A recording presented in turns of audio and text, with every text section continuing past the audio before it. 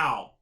Hi, everybody. Welcome to Ask the Amigos. This is a show where we take Discord's body of questions and give them an answer.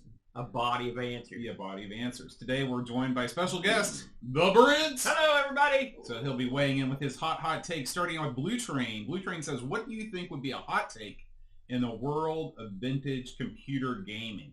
Brent. I always thought the TurboGrafx was better than the Nintendo and Sega. Okay. Was that 16-bit? Do you believe that? No, not necessarily. Oh, I thought these were hot takes you believed in. Oh! Yeah. Oh, what's okay. a hot take you believe? Oh, you're going to have to give me a second for Because we that. can just make stuff up. The Hey, TI calculator is better than an Xbox One. Amiga Live. All right, go ahead. I've got one. Okay. All right, but enough for him. Listen, I hate to break it to suckers, but this MIDI sound that you get on the PC, overrated, all right? You listen to the intro of Monkey Island, everybody does a dance, and then no one cares. I'm telling you, that's overrated. That's my hot take. That's a good one. That's a good one. Brent? I mean, you're going to have to give me a moment here. I didn't brief any of these questions beforehand. Go ahead, Bo. Listen, I'm the hot take machine. Yes, I was going to say, I know you got one. I have several about every computer. Yeah. Here's a hot take. SID sound, not the best sound chip in the world. Give me the Pokey. Any day of the week, I'll take the Pokey over the SID. No, that is a... Do you really believe that? I'd rather listen to Pokey music all day. Give that mule theme. Gum, gum, gum, gum. Man, no, I'm going to disagree with that. I like the Pokey, don't get me wrong, but over Well, the here's the SID- thing. I don't like the Sawtooth. Give me the Square any day. All right, man. It's the same with the Genesis. You know, the Genesis has that weird FM chip. That's one of those hot takes where it's literally ingrained into your mind. Like, no one's going to talk you out of it. You know what I mean? I don't know. Do you want to define hot take? You know, like the way your brain works, maybe Uh-huh. the Sawtooth doesn't do it like the Square. Right. It's a subjective view. You know, go ahead, Brent. We're waiting on you. The TRS-80 was a better system than the ZX Spectrum. Oh, that's an incredibly hot take. Yeah. Are you going to try to defend that at all? Are you talking about the TRS-80 like Model 1? No, Model 3. The Model 3 was a better. Wow. That is a hot take. Spicy. Man, that's unbelievable. And it's not because I just grew up with it. I've played plenty of ZX Spectrum games at this point. I've played tons of Model 3 stuff. And I just think overall... They want to crop you out of the scene. I think overall, not saying that the ZX Spectrum is a bad system by any means, but when compared side to side, I think the Coco reigns supreme. All right. We move on to Pajako 6502. He says, I have a dead Amiga 500 SCSI hard drive that I will rescue the data off one day. Spoiler alert, I can't. But is there something you own that is never coming back from the dead, but you just can't quite throw it out because maybe you'll get it working one day? I have one right off the top of my head. I got to hear this. In 2003, I went to California to visit my friend Greg. We played golf in the desert. We drove around Los Angeles. I took all kinds of pictures. My first time to In-N-Out, I took a picture of the big burger I got. As soon as I got home, I popped out the card, put it in my computer, corrupt. And I've tried every way that I know how to uncorrupt this data, but I can't bring myself to throw away that compact flash. Yeah. card. Listen, I've got similar stories. I've got old hard drives from back when I just got hard drives. I mean, they're ancient. They don't work. They click. They're done. But I can't throw them away because I'm thinking one of these days maybe I could pull the platters out of them like some kind of idiot. And I've also got a bunch of backup tapes. Same thing. I've got them hanging around, but I can't throw them away. Have you ever looked at getting a backup tape like reader? Well, they're screwed up tapes. Oh. You know, but the stuff on them I probably don't even need, but I can't throw them away. I can't relate. I throw away crap that is dead all the time. Well, both throw stuff away that works perfectly. Brand new stuff. That's right. So for him to hold on to something, it's a miracle. David Hearn Ryder asks, back in the Amiga's heyday, was there ever a console game that made you consider crossing platforms? Yes, David, all of them. Oh, Bo wasn't around in the heyday of the Amiga. I'll answer this one because I was absolutely around in the heyday. And the first couple that come to mind, all right, X-Wing was one. That was one of the big ones where I was like, man, I wish I could get that. But it wasn't a console. So I'd have to say console-wise, it would definitely be like something like a Street Fighter 2 or something that there was a 0% chance we're getting a good version of. You know, or because it wasn't happening. But the games, there were a couple games that I thought, man, another one was Magic Carpet. That was when my buddy was like, look at this game. And I was like, man, we're not getting that. And then, of course, something like Doom, we weren't getting that. You know, so there were plenty of them. But, I mean, this is after the Amiga had been riding high for a while. It's not like it was like an instant dud. But there were just some stuff you weren't getting because, and you also knew the Amiga wasn't popular enough here. That was a big, you know, despite what some people say, it wasn't. We weren't getting the AAA titles anymore. And really, in some ways, we never got them. Even just the flow of games, if you look at, you know, what was coming out on the NTSC market, it was a fraction of what was coming out. Yeah. Now, see, I'm the other way around. Obviously, I spent almost all my gaming on consoles. But I remember watching and listening to the intro of Blood Money. I had no idea what Blood Money was, game-wise, but that intro was incredibly awesome, made me incredibly jealous. Yeah, and it's a great song, dude. It's one of the all-time great songs. Unfortunately, you have to play the game. The game's not no, bad. You don't. You just turn it off. I've got to respect the game I didn't have back in the day. I played. It's incredibly hard. It is hard. Adam from Commodore Chronicles says, what product feature created for convenience ended up being something you can't stand? For example, my answer would be the automotive door cup or bottle holder. I seldom use it and can't stand it when people leave anything in it. What? Boy, don't ever come to my house. I don't know if I can get myself worked up about that. Yeah. I know something right off the bat. All right. Those charge pads where you put your phone on. I hate them. I hate them. I have such problems with them. I'll think it's charging or it is charging, right? And a cat will bump it. Or someone will just nudge it just far enough to knock it off to where it's charging, but it's still physically on the pad. I don't use them. I'm done with them. I just plug all my stuff into charge. I got one. And go back to cars. And this is going to sound dumb, but guess what? It's automatic window, up and down window, you know, motor. Every car I have, those things break and they suck and they're expensive to change. And they put cheap crap in them. I'd rather just have a window I can literally roll up and down. And while we're on the subject, the automatic locks in the car, and they make the kid version where you got to unlock the door 2 or 3 times, make all the doors. I hate that too. Get that out. One of the things I missed from back in the old days, if I wanted the window down, I would just roll it down. I didn't roll it down and then hope and pray that it would roll back up because the thing might have broke. I've lost 3 of those in my Jeep. Well, let me say something more about the Jeep than the technology. Yeah. I was about to say, I've never had one of those go out. Man, I have. I've had them in other cars too. What about you? You know, there's a lot of things that anger me. No kidding. I don't know if any of them were created for convenience, though. I mean, I honestly can't think of anything that somebody created to make life easier that I just despise. Your answers were good, though. Both of your answers were good. Mm-hmm. Yeah. I got nothing on this one. This is one area where you're a happy boy. I am. Yeah. I am. I like convenience.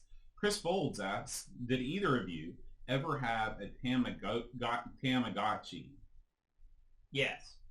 What did it tell us about it? It was just a little dot matrix pet that you would feed. But was it like a little cat or was it like a fish? Oh, no, mine was like a dinosaur or something. Okay. It was a nondescript pet thing.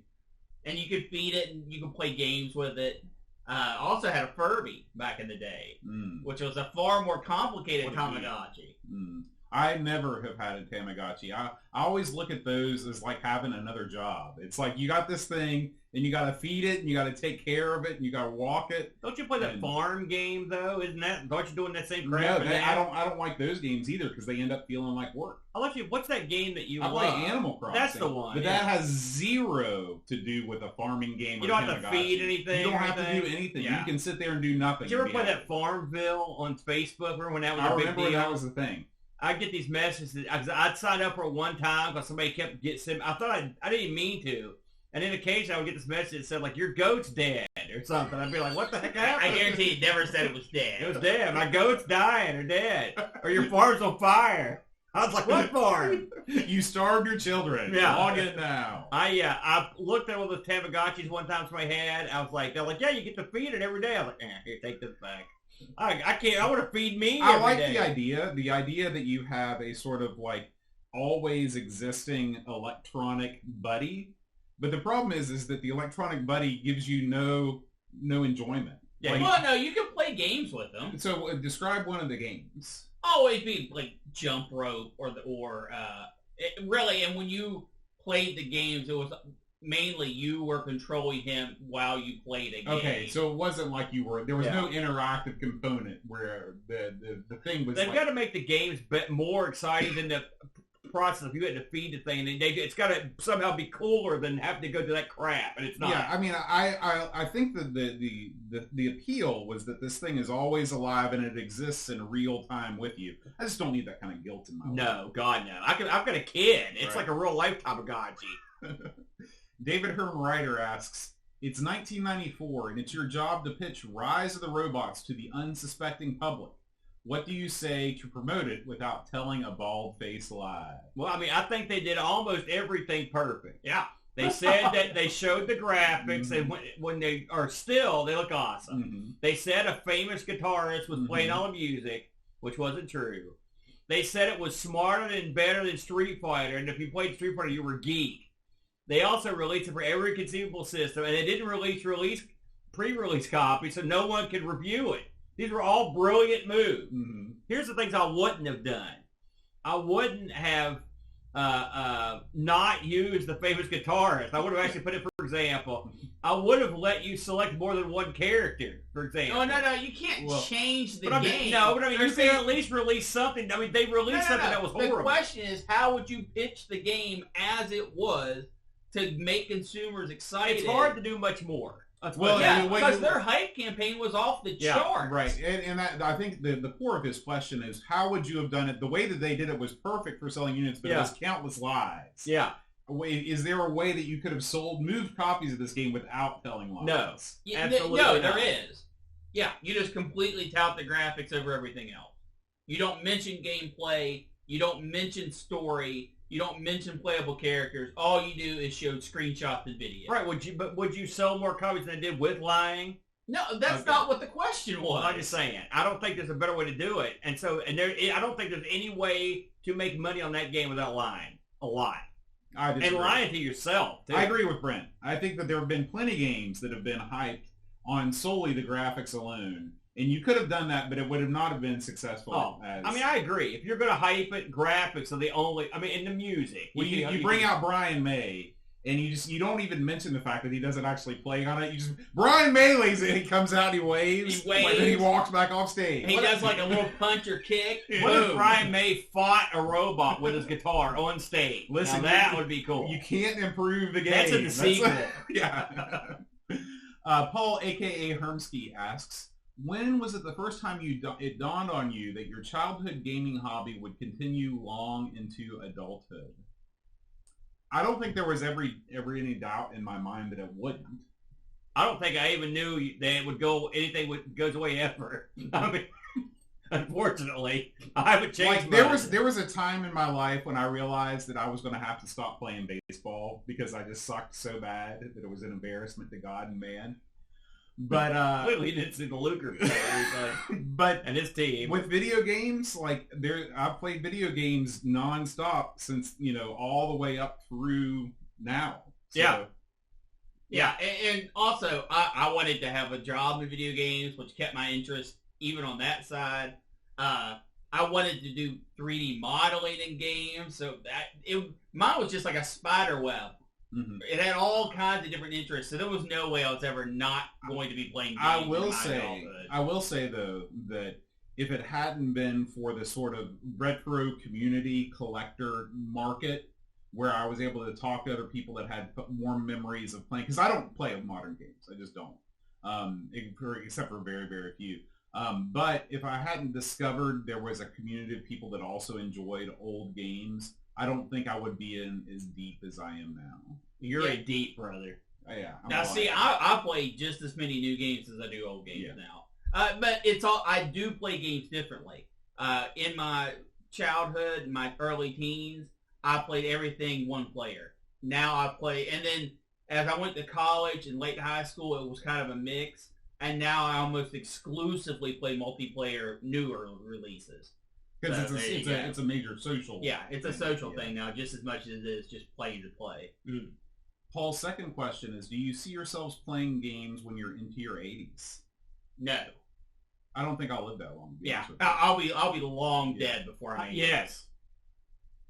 I will be playing games in my 80s.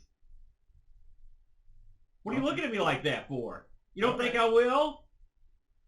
Lord Soup asks, have you ever looked at a SNES and heard Chuck Heston say, "From my cold dead hands," like I have? I sold my Super Nintendo, Lord Soup. I like Charlton Heston as an actor. He's got that gravelly voice, you know what I'm saying? He has played biblical characters. He's played studs, tough guys. And the fact that you're going to pry the NES, the Super Nintendo, from his cold dead hand, I like it. That much said, I'm sure if you were ever to have asked Chuck Heston what an NCS was, he would no idea what it was, you know. So he maybe the blaster you could pry from his hand. There is no, I mean, the only console I had any attachment to was the NES. And not saying I don't like other consoles and stuff, but that was the only one I had an emotional attachment to. I'm the same way. And guess what? It got stolen. So, there you go. So they did pry it. IS2 Scooby. It's funny when you read somebody's name aloud, you notice letters that you never did before. Yeah. Is there a particular snack you associate with playing games in an arcade? As a youth, I didn't consider my time in an arcade well spent if I didn't open at least one bag of Cool Ranch Doritos or Funyuns and had a can of Orange Crush. I'll start things off. All right, go ahead, Bo. So when we were in high school, we went to Rock Lake, and they did this thing called Midnight Madness. And one of the things that you got was the bag of popcorn with that. And so that's what I think of. I wasn't in arcades before that time. So that's what I associate, the bag of popcorn. There was an arcade near my house in Kentucky. It was called Tony's Arcade. And there was also the Kentucky Arcade. But Tony's Arcade I went to a lot because it was literally in my neighborhood. It was great to have a neighborhood arcade. And one of the things you could do at Tony's was smoke in the arcade and have pop or whatever at the arcade. So I would get me a pack of cigarillos and a cold one and just sit there and play pinball. And I loved it. And I hate to say it because smoking's bad, but if you're going to smoke, sitting in front of a Twister or something and having and puffing away while you're drinking a cold one was a great way to spend a Saturday night. And you do feel like a stud when you're. I was a stud. Yeah, you're right. I was great. And the thing is, not only can you not smoke anywhere anymore, that's out. Like that's why I stopped going to bars because I don't smoke. But when I'm at a bar or something, I kind of wanna, you know. And and there are very few arcades are gonna let you have a pop. They had cup holders and ashtrays built into the pinball machines, but you know those stick. Yeah. Well, with the barcades, they have tons of bar stuff. Right. Yeah, but I'm saying like an arcade like that, you're not going to be smoking in it for sure. No one would let you smoke near because it's bad for the machine too. You know. When I was preteen and early teen, so like 11 to 14, there was a place. There were two arcades in my mall, Gold Mine and Gold Mine 2. And between those two arcades was a cookie store. And at that cookie store, you could buy giant cream-filled cookies. Oh, it was a giant... I still get those all the time. It was a giant chocolate chip cookie and then filled with cream. It was just basically just sugar and sugar icing. They were thick. And then another cookie on top. Like and they cost $1.25. Back then. They're way more now. Yeah. But I remember, because I would usually have $5 to go to the arcade. And I remember I would sacrifice $1.25, which rounded up to $1.50 because of tax. Yeah. And I would sacrifice that almost every time I went to the arcade because I would play at one arcade until there was nothing else left to do, switch to the other arcade, and in between those, I'd get a giant cream-filled cookie. Yeah, you made the right call. It's funny, I love those, but I hardly ever had them because I just never thought to get them. They are. Well, it's funny, you know, when you were in high school and you went to ratings with the band, you always got to go to the mall afterwards. Yep. Well, guess what? I get to do that every single year of my life. There you go. And every time I go to the Great American Cookie Company and get me one of those, and I feel slightly ill. Wasn't that place used to be called Cookie Junction? Wasn't that what it was It called? was, yeah. All right. Yeah, that was, and it was an off-brand. It was a mom and pop store. Man, the mom and pop put together a good. The Great American Cookie Place is a chain. Yeah. Let's see. Chris Folds asks, I heard that the 80s arm wrestling craze is making a comeback in North America. What other wacky craze from the 80s would you like to see come back? I'd like to see really like the loud neon apparel come back. I want to see people walking around with like blaze, neon orange, and purple clothing. I love big hair. I love big hair. I was so sad when big hair started falling out of fashion. Jean jackets. Mm-hmm. You know, I like jean jackets. I never got to have one either, but I always wanted one. My buddy Red had a jean jacket with a bunch of cool like pins on it, and on the back he had a big airbrushed picture of CeCe DeVille from Poison. I don't know who that is. Is that he's a a man guitarist for Poison? Okay. CeCe, you know, and he had the big pink hair, and he had to play guitar. And I thought, and I'm not a big fan of Poison, but I thought to myself, hey, you're doing pretty good there. Yeah. I thought. Chris Folds also asks, when the Queen, rest in peace, had her coronation, as a nation we got a new delicious sandwich filling simply called Coronation Chicken. With King Charles's coronation, what food do you think as a nation we should eat to remember the occasion? Chip beef. Why? Because chip beef is often seen as an army food, and he was in the army, wasn't he? Yeah. So bam, there you go. He got his legs tangled up in a parachute. Chip beef.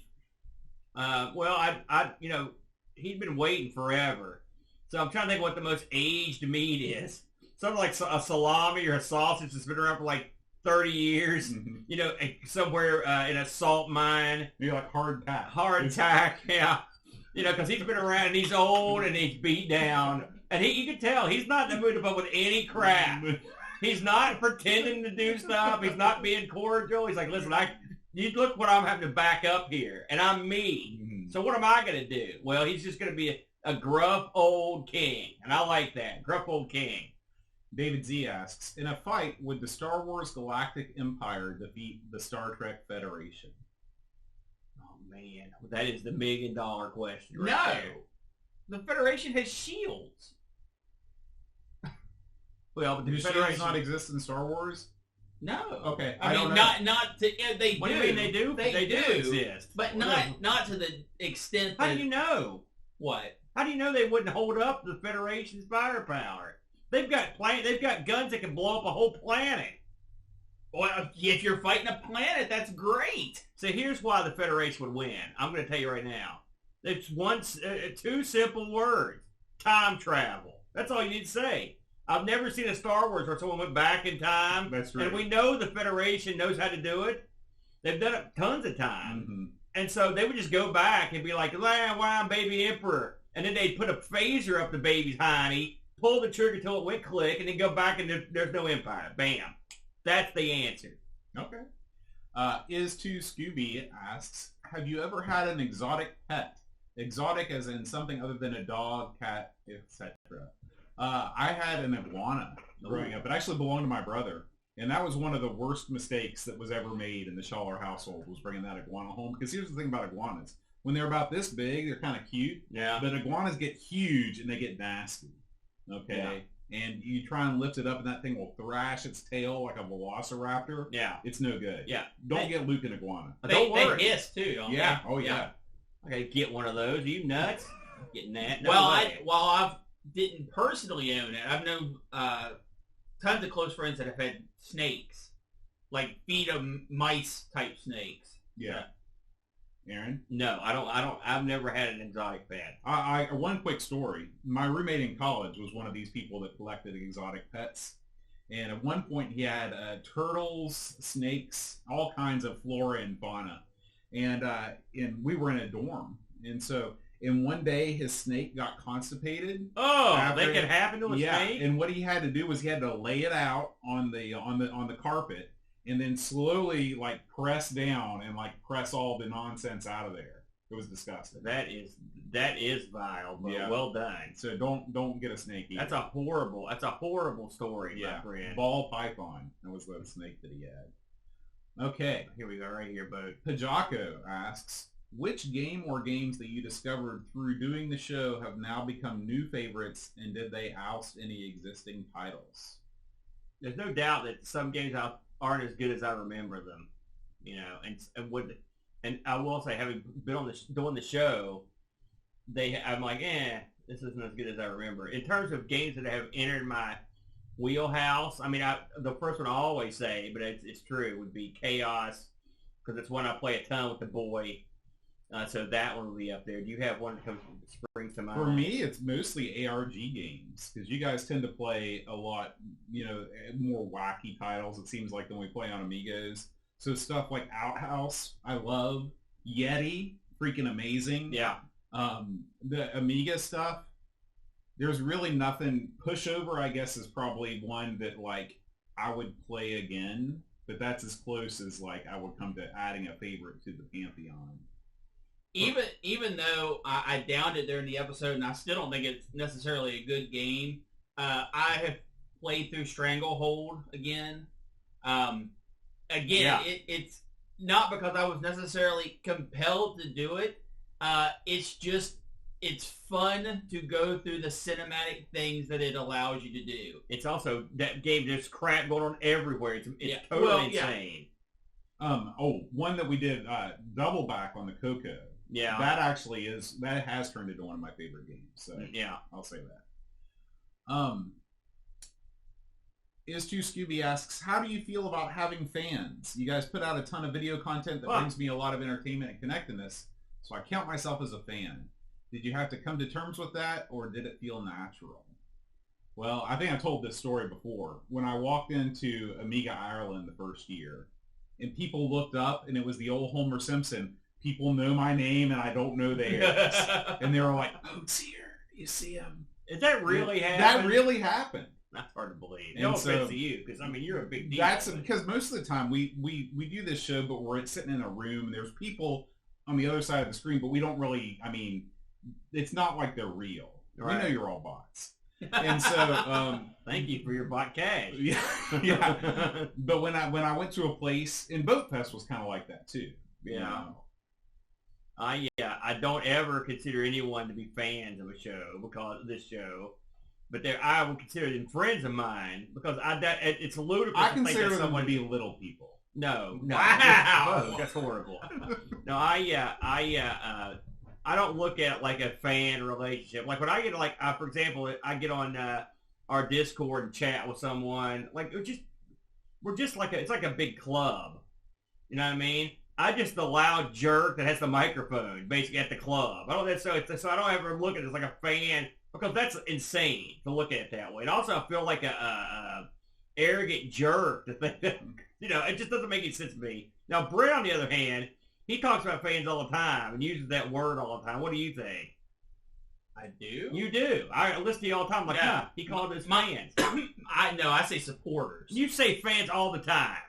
I honestly can never recall a time I've used the word fan. We'll take care of him later. No, I am astounded that people give us money and things, and continue to support us. But I mean, I have somewhat of an understanding of that because I do that as well to people and organizations that I like. But I don't think of that as fandom. I don't know. Well, here's the thing. I consider myself to be a fan of all kinds of stuff. Like, I'm a fan of BarkBit's music. I'm a fan of Rob's podcasts. That doesn't make me some sort of, like, creepy, weird guy. Yeah, but they're great, is my point. Listen, don't underestimate your ratings. No, listen. Would you stop? David Hearn Ryder asks, do you see an electric vehicle in your near future? Well, if they physically make us drive one, then I do. Otherwise, no. They're too expensive, and for living in this state right now, given the current levels of technology and the amount of money that is involved, no. I can't stress this enough, Bo. I would love to go to the car store and pick up an electric vehicle, and they're like, listen, this will get 300 miles to a charge, and I can drive it to work and back at night to pay gas, and it doesn't cost me tons. I would love to sign me up. But unfortunately, that's not how it works. There's no electric car dealership in our state. Yeah, our state has stuff to like make you not buy the electric car. Seriously, No, it and does. good luck trying to find a place to charge your electric car. Well, the other problem is our landscape is not very electric car friendly. No, it's only vaguely car friendly. Pajako 6502 asks, when we inevitably get to the point where I can ask a computer AI to make me a game about cheese or a movie about zombie teddy bears, do you think that will kill or blow the doors wide open on creativity? It's a good point. I think it's gonna blow the doors wide open on creativity, because if you ask AI to create something for you, it's never going to be. We're a long way from overcoming the uncanny valley where things are going to seem weird. But you can take the prompts, you can take the ideas that gives you, and you can slightly tweak them and morph them into something that is really cool and really original. I like the idea of having like AI art and taking bits and pieces of that and using my awesome Photoshop skills to make cool stuff out of it. You do have the skills. I think it will blow the doors on creativity, and I don't think we're that far from it happening. Listen, I'm a believer in AI. I've come around big time the past 2 years. I think we're not too far from AI writing. In fact, it may already happen, and we just don't know it. We're not too far from AI writing hit records, and AI making art pieces, or even coming up with TV shows. And they can use AI to do this based on feeding information into it about what people like. A very creepy sort of, listen, I'm not happy about it. Part of me is because I'll be able to use AI to do a bunch of weird stuff. But for the most part, we're getting to the point now where they can doctor up stuff by feeding you what you don't even know you want based on past behavioral traits and popular, the popularity of various aspects of the show or a song or art piece or whatever. So I absolutely think it's going to come in there, and it's going to be, I don't think we'll know it happened for a while. I wouldn't be surprised if it's not already happening. Let's just put it that way. I think that it'll actually devastate the industry. Because here's the thing. It is one thing to write a game or have an AI write a game that ticks all the marks. It is quite another thing to have an AI be able to do that with a coherent and meaningful story or coherent and meaningful environment. And I don't think that an AI, I don't think we're even in the remote ballpark.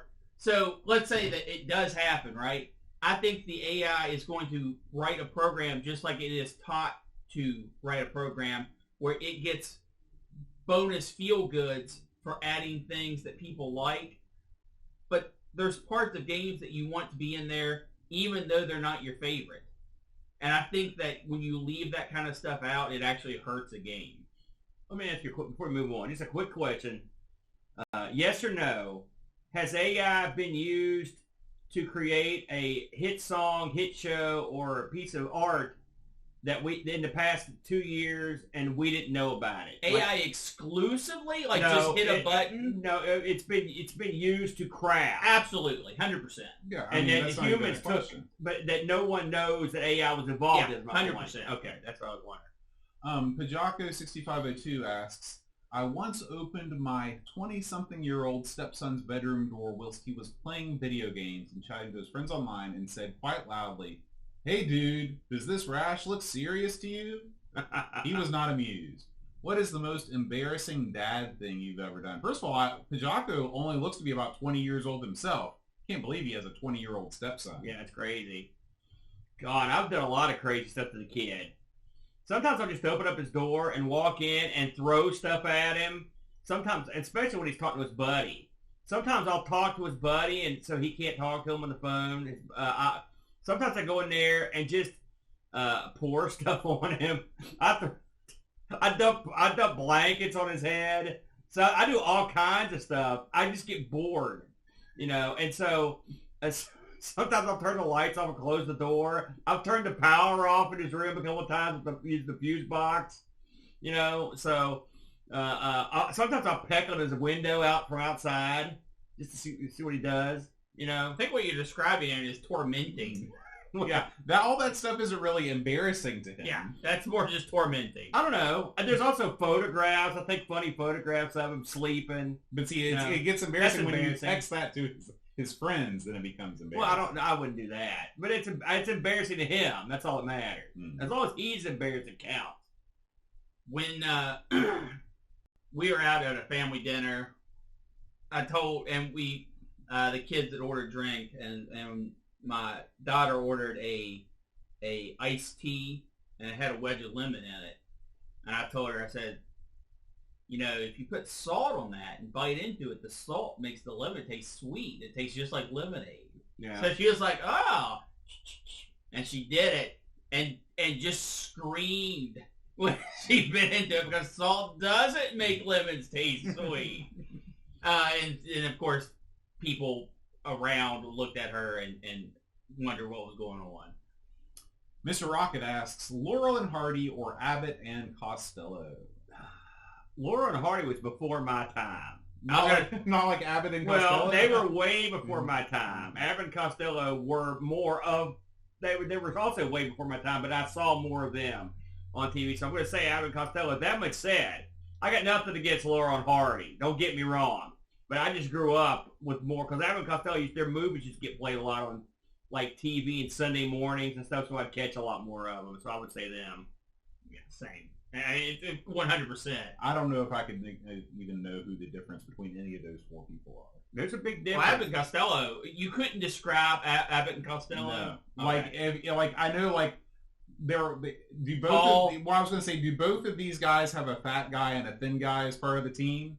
Yeah. Okay. That's all I know about either of them. So you can interchange them, and I would not know. That's fair. Laurel and Hardy had more of an adversarial relationship where they were adversarial for his Abbott Costello. Like Bud Abbott was just put up with Costello's dumb antics, I guess is the best way to put it. Adam from Commodore Chronicles writes, have you had catastrophic, actually dangerous failure of vintage hardware? For example, I had a 12-inch IBM PS1 era monitor catch fire in my bedroom. Oh, man. Well, of course, there's the GS that's well documented, literally, that blew up. But I've blown up tons of stuff. I've told the story where I put the cash in the IBM one time when I was drunk, and I was carving it out of there with a knife, and I ripped open all the leads on the motherboard with a trying to get the cash out. I've blown up power supplies. I mean, I blew up an arcade monitor one time by dropping an iPack in it while I was on. Mm-hmm. I was trying to mount a vert monitor. I've done that. Drop pop and stuff lots of times. That just happened, actually, so I get that all the time. I've killed lots of stuff, but yeah. I don't think I've ever had anything actually physically catch fire. So I've always got something to work for. Do you remember the, it's funny, this is topical, because we were talking about the new Stephen Jones Kickstarter. Mm-hmm. You remember the arcade board that we were using to convert? The GBS 8200. That thing is actually part of one of the little fins that go into that thing. And I laughed when I saw it, but I thought about you, because I've never been able to coax that thing back into working after messing it up. Yeah, well, what you do is you just put all kinds of metal wires right there on the board and power it up. Listen, if there's not a box involved, boat's in trouble. Yeah. What about you, Brent? No, nothing. Chris Foltz asks, how do you stay motivated? I guess in terms of the show, not just getting out of bed in the morning. That's much harder, actually. I mean, when it's cold and frost, I'm just like, oh, God. You want to answer that one? Yeah. It's you. What? Yeah, right. Yeah, you are the only reason why I keep doing the show. Me? I want you to be happy. Are you kidding me? Everything. Don't saddle me with that. I mean, that's the why I keep doing it, because it's like I like being around you. Why do you do streams? You can hang out with me if the show wasn't happening. No, I don't think so. You come over all the time. You'd be busy with Luke. What would I be doing? What would I be doing? Without the show, we would both just walk around like this. That's true. We've been doing the show for so long that I have a hard time thinking about what I'll do when we don't have the shows anymore. It's funny. I was just talking to Chad about this because Chad gives me grief all the time. The Chudster, he was over here last night, and he was telling me, he's like, you do this all the time. It eats up all your time. Like, and I told him, like, listen, what do you do all the time? Well, he sleeps a lot. I was like, I get more done. And so what motivates me often, well, except for panic, is, it's good to accomplish stuff. Does this sound dumb to anybody? I do more now than I've probably ever done. Not just with the show, but I got lots of stuff going on. I've got my little art projects, my TV, my pinball computer. I've always got something cooking. It's not because I'm King Dong. It's just because I like to accomplish something. You only go through life once. Get something done, for God's sake. And so if we're cranking out shows and having a good time, as long as, like, we've decided a long time ago to make sure it was going to be fun. If it wasn't fun, we wouldn't do it. We didn't ever thought we were going to make Dime 1, ever. I thought we'd be incredibly well. No, I never thought I didn't know you could make money from a podcast. No one told me that. And then me and Brent, we didn't think we were going to, I'm surprised. Brent literally was like, hey, Brent, I need somebody to fill in for ARG. Both quit. And Brent was in. And so we've kept on trucking.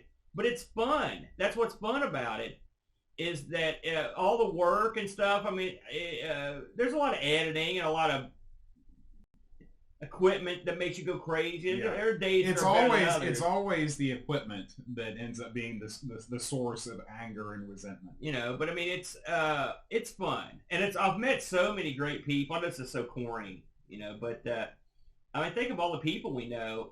I'll talk to my buddy at work, and anytime something comes up, I can say, like, hey, I know this guy, blah, insert X here. I know a guy in Finland. I know a guy who worked for Skype, and I know a guy that lives in Australia and he fixes sewing machines, and I know all this crazy stuff. He lives in New Zealand. Yeah, you're right. My bad. Sorry, Gary. My point is that's part of the fun. You meet a lot of people as long as you're having a good time. What about you, the Brent? Well, I enjoy the research aspect of it. These are computers and games and concepts that I would never research on my own. No. There's absolutely.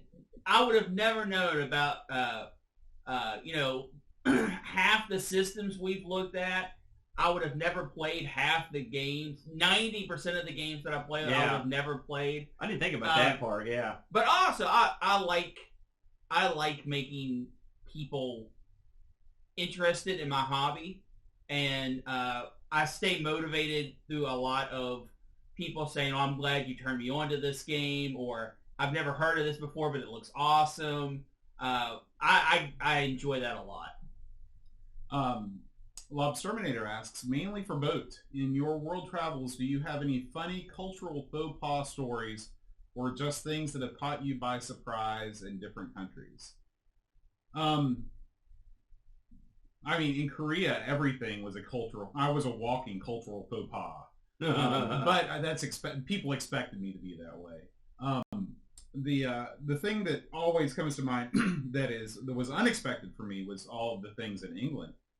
I expected England to be more like America, but in a lot of ways it was. There's just so many words. There's so many words that we never ever use or never ever hear on TV shows, and a lot of it comes because it's regional dialects. I was up north, and so people would say, I'd say, well, in school I'd be like, well, what are you studying? Well, I want to be a barista. What do you think that is? Barista? A barista? No, it's yes, that is what I thought. No, but it's a lawyer, right? Right. But when you hear somebody say that, it sounded like barista. Yeah, if they said I'm studying to be, I wouldn't think it was barista. Right. Well, at first I was like, well, they didn't say that either. I was like, that came up in conversation. Yeah. And I was like, man, there's just a lot of people that are real into coffee and coffee serving here. You really? How long ago were you over there? So this is when the coffee craze here had already kicked in, right? I have no idea. Well, he was over there. So I never heard of the term barista used that often until the what's the name of the coffee place over here? It's everywhere, Starbucks. I never heard of that even used hardly at all. So, did you know about that term? Yes, because that's what I thought these people were saying. Okay, so If I didn't know what it was, then I wouldn't have known Well, I what mean, it was. that's not. I guess what I'm saying is that is a more foreign term to me than barrister. Oh, I mean, it sounds real fancy. I like the I term. honestly, I knew what a barrister was dimly. And Yeah. also, do you know what a rota is? I don't know what a rota is. No. Okay. Do you know what a rota is? Someone who works on the roads. No, it's a work schedule. Yeah. It's a I see what you're saying. Yeah, I mean, there's just tons and tons of words every day. It was like 5 new words. So when you got to the UK and you spoke English, you didn't speak all the English. Right. Is what you're saying? Exactly. That had to be fun. It was fun. Yeah. It was more fun because I knew that I had a backstop because the people could always understand me. Mm-hmm. I just couldn't understand it. It wasn't that way in Asia. In Korea, nobody could understand me, and here I am calling up the English teacher at a payphone again, trying to figure out where I am and how I'm going to get home. Now, let me ask you: what do if we have a barrister that's a judge or whatever? What do they have the same words that we would refer to a judge or a lawyer as over there? It's all a different vocabulary because their legal system is all sure. different, Yeah, that makes sense too. I never thought about that, but yeah. So yeah, that's what comes. Good to one, mind. Vote. Is to Scooby asks, what are your recollections of the big video game crash of 83 to 85? I can't remember much myself, even though I was at the exact age to be affected by it. I was 2 to 4 years old, so I was not affected by it. I remember all kinds of stuff. Well, the main thing I remember, gosh, Britt, 83, how old were you? I would have been 6 to 9. The main thing as a kid was, man, look at all these games that are out in the bargain bins. That's what I remember. That was definitely one of them. I mean, they were giving them away as quickly as they could, and I didn't know what a crash was. I didn't know what was going on. And it's funny because it wasn't like between 83 and 85. I had done what a lot of people I knew had done, which is left the Atari Center behind and went to computers. And I've heard people say this before, and it's true. If you were a computer user in 83 to 85, you were doing pretty good. I had a Coco. There was all kinds of software for it. It was awesome. I was having a good time. My friends had C64s, and so we were in the money at the time. But if you were, I guess, and the thing is, back in those days, you weren't like, hey, I'm a console guy. Well, I'm a computer guy. We were just people. It's like, use whatever you got. And I don't think anyone really at the time thought there was a crash. And you're a lay person. I wouldn't have known. I think the crash really existed more in the minds of the bottom line stockholders of these companies. That's right. Than actual. And the thing is, we've seen, even though that's the crash that everybody talks about, we've seen similar things happen over and over again. Like, remember when the Dreamcast was on major cutout? I bought everything I could get hold of. But the difference is the Dreamcast cutout was the Dreamcast. This was all the major players were going down the tube. Right, but I mean, like, when the Jaguar went under, it was the same thing. Well, most people don't remember the Jaguar existed. Well, but I mean, like, I feel like I sort of have an idea of what it was like because of that. Yeah. Well, and I was always happy when these things happened because I got lots of stuff for cheap. Mm-hmm. I remember the games because I remember KB Toys had bins set up in front of KB Toys, full to the brim, overflowing with Atari games for like $1 and $2. And they were often loose carts. They're just carts in a big bin. Yeah. Now sometimes you would also get box games, but most of the time it was just carts. And then you would also find, it was mostly Atari 2600 games. To be fair, because really in '83, there weren't that many machines out in '83. So. Well, I remember because. That is because we never owned an Atari 2600. Well, we eventually got one, but it was well after they'd become gone. It was something that our cousins owned, and I remember being excited for all these games that were so cheap because I would be able to go to his house and play them. Yeah. The other thing I remember is storefronts started losing arcade games, and because that was something like my Dad and I would stand out front, and I would play the arcade games while Mom did the shopping. And I remember them starting to take those out, and they started leaving laundromats. And I remember thinking, well, this sucks. Now I'm going to have to walk around the store with Mom. Yeah. And it's exactly what happened. So I remember as a young lad I mean, I didn't know why it was happening, of course, but I remember those arcade games started getting pulled out of more and more places. Yeah, I mean, arcades, they never crashed the way that console games did, but there was definitely a lull in sales at about the same time, up until the time that Street Fighter 2 came out. The funny thing is, right before that happened, like, everyone had as many arcade games in their laundromat. I mean, our grocery store they took a whole section of it and added on just to put a bunch of arcade games down in A to Z, or no, down to the place near your house down there, the grocery store. CIS. They had a ton of big arcade down there, and all these stores had arcade machines in them. Like, they were making money, you know. And yeah, you saw them build up. They would just go away, and then they just go back to the arcade. But I mean, the video game crash was just a crash in a industry that flopped over. But it happened. Like, I distinctly remember, same thing, KB Toys. They were busting all their role-playing stuff. And so you could go in there and load up on D&D stuff because TSR was floundering. They had gotten over and then they were getting under, you know. So it happened, but as a consumer, all you saw was like, man, look at this, I'm going to load down. Mm-hmm. But I will say, and all the times I saw cutout game stuff, I don't ever remember in television or Coleco being cutout games or seeing them giving them away in piles. It was almost all Atari. Yeah. You know, or Odyssey. Do you remember them blowing out? I never remember Odyssey 2 games getting blown out. Yeah, and a lot of that, I wonder, has to do with, you know, the sort of the way that these machines or the cartridges were sold in regions, you know, and maybe we never got enough cartridges where there was an excess here in West Virginia. And also I think a lot of the cartridges, you got to think the 2600, they had more cartridges made, like overall, and also tons of returns. Right. You got siphoned off, so there's also that. Benz asks, what's one thing you wish had been invented by now? Well, there's a lot of stuff in there. Yeah, what's one thing? I'm guessing somewhat within the genre of... I was going to say teleporters would be great because I like Star Trek. Well, the thing is, you realize... you realize teleporters already exist. My bad. Besides the unemployment that teleporters would instantly cause, right? That would be global. It'd be worth it. Oh my god! Plus the safety concerns. Well, we don't know how safe they'd be. They're hypothetical, but I don't. I mean, if they worked right, and I could just be like, boop, and like teleport like the Oval Office. Well, no, you'd have to have it. It would have to be like Star Trek, but on the ship on both ends. Yeah. So you have like a teleporter. Well, now you're just you can't make up rules. No, that's the only way they'll ever work. Listen, I've done the research. I think two things come to my mind instantly that I thought we'd be further ahead on by now is it's fuel, basically non-gasoline, petroleum-based fuel, and also I hate to say it because it's so generic, but man, I thought we would have the flying car type situation by now. Again, it's the same thing. The flying cars, you can have jetpacks right now.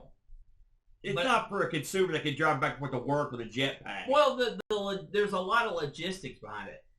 In a realm closer to feasibility, I thought we would have tactile VR by now. Yeah, that's another one. That's good. And I'm not talking holodeck. I know what you mean. Yeah. I just mean like a VR that when you grab something, you're wearing gloves and it blows up little balloons so it feels like you're actually holding something. Man, at this rate, we're never going to get it. BarkBit has what I didn't think of, but I have thought of in the past, and that's why can we not yet harness the energy of the sun in some way? I mean, besides solar power, but why can't we create nuclear fusion to power everything? It's just like you said, like getting past the... that is hard. I think that's the problem. It's just hard. Yeah, if it wasn't, then we'd have it already. Yeah. All right. We have one more question. All right. It's the eternal question from Mr. Dave. He asks, Super Nintendo or Genesis? Super Nintendo. Yeah, Super Nintendo. That's what I grew up on. Listen, the Super Nintendo is the superior machine. All right, we can all agree on that. But the Genesis was that underdog machine that was always fighting from down under, and they clawed their way before the Super Nintendo came out. They got themselves on top for a while. Well, in the U.S. market. With all that said, man, Super Punch-Out ate on the Genesis, brother. Yeah. You know what I mean? All right, and that's going to do it for this double months edition of Ask the Amigos. We'll be back on a regular monthly schedule in January. So if you are on our Discord server, you can post a question and we will answer it next time. If you're not, head on over to patreon.com/Amigos podcast, and we would love to welcome you into our community. We will see you guys next time, and until then, Adios.